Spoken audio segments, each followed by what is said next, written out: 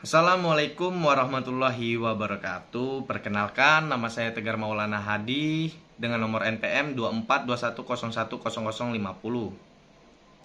Saya akan mempresentasikan tugas dari mata kuliah Filsafat Ilmu dan tentang materi epistemologi sumber-sumber pengetahuan.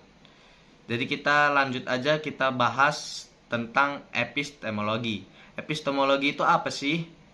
Epistemologi yaitu cabang filsafat yang mempelajari asal mula, sifat metode, dan batasan pengetahuan.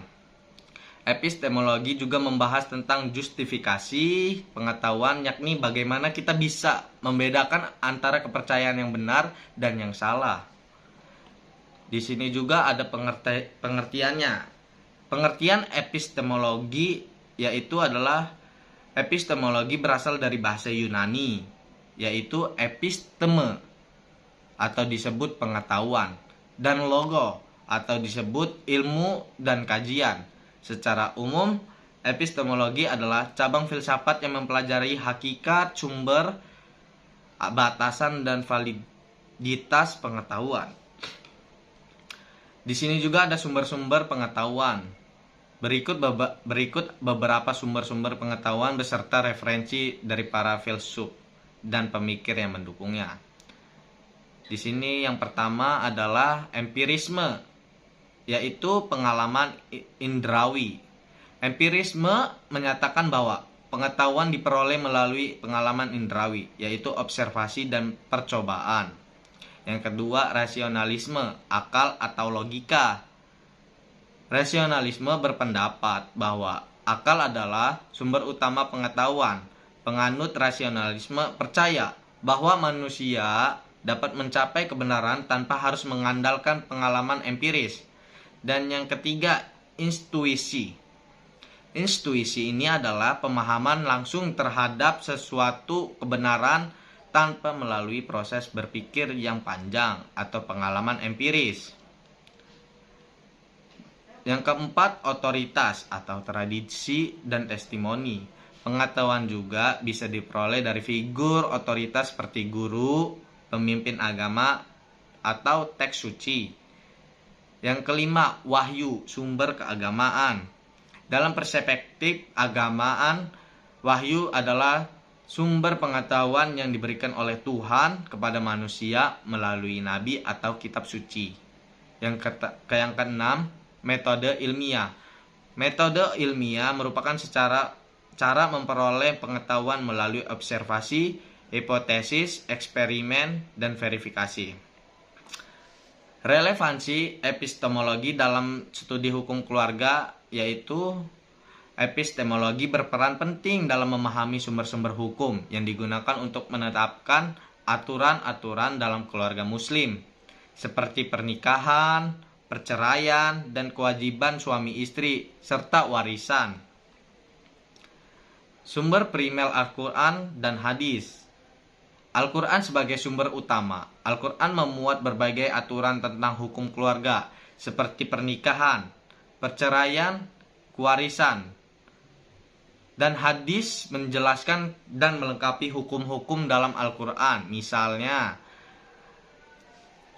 Nabi Muhammad SAW menjelaskan hak dan kewajiban suami istri dalam berbagai hadis, tata cara talak, dan rujuk sesuai sunnah Nabi. Yang ketiga adalah ijma, konsensus ulama. Ketika Al-Quran dan hadis tidak memberikan hukum yang eksplisit, para ulama bersepakat dalam menetapkan hukum keluarga. Contohnya adalah batas minimal usia pernikahan yang tidak disebut dalam Al-Quran dan hadis secara spesifik.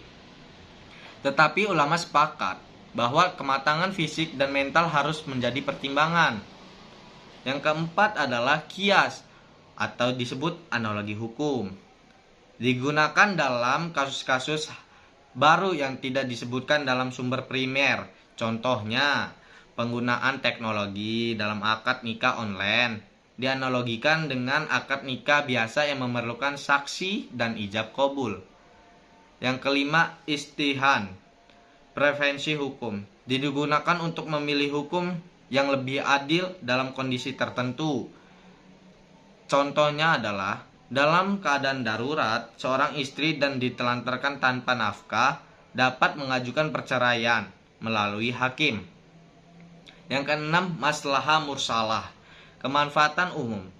Hukum yang ditetapkan berdasarkan kepentingan umum meskipun tidak ada dalil langsung. Contohnya, pembatasan jumlah istri dalam undang-undang negara untuk menjaga keadilan.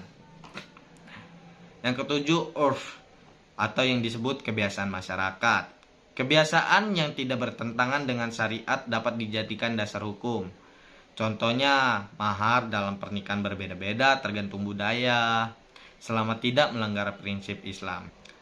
Ada beberapa pendekatan utama dalam menafsirkan hukum keluarga Islam, yaitu pendekatan tekstual atau bayani, pendekatan konstekstual atau tahlil dirayah, pendekatan maqasid syariah. Ada perbedaan juga mazhab dalam hukum keluarga Islam dan relevansi. Di sini perbedaannya diantara lain perbedaan dalam menilai dan memilah hadis. Yang kedua, perbedaan dalam pendekatan usul fikih.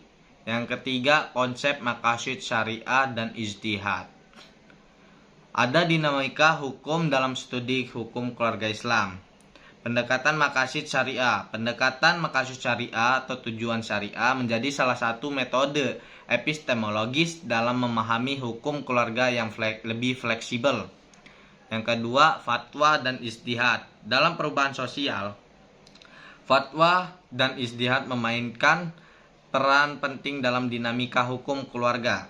Ulama dan lembaga fatwa sering melakukan ijtihad untuk menyesuaikan hukum keluarga dengan kebutuhan masyarakat modern seperti dalam kasus pernikahan beda agama, peran wali nikah, dan hak waris perempuan. Yang ketiga, reformasi hukum keluarga dalam konteks negara muslim. Banyak negara muslim telah mereformasi hukum keluarga mereka berdasarkan pendekatan epistemologi yang lebih konstekstual. Misalnya di Tunisia dan Maroko, undang-undang pernikahan telah diubah untuk meningkatkan hak perempuan. Jadi kesimpulannya adalah epistemologi membantu hukum keluarga Islam berkembang secara dinamis dengan mempertimbangkan tujuan syariah, fatwa, ijtihad, dan realitas sosial. Dan yaitu adalah berikut beberapa pengertian dari epistemologi. Saya akhiri, wabillahi taufiq wal hidayah. Wassalamualaikum warahmatullahi wabarakatuh.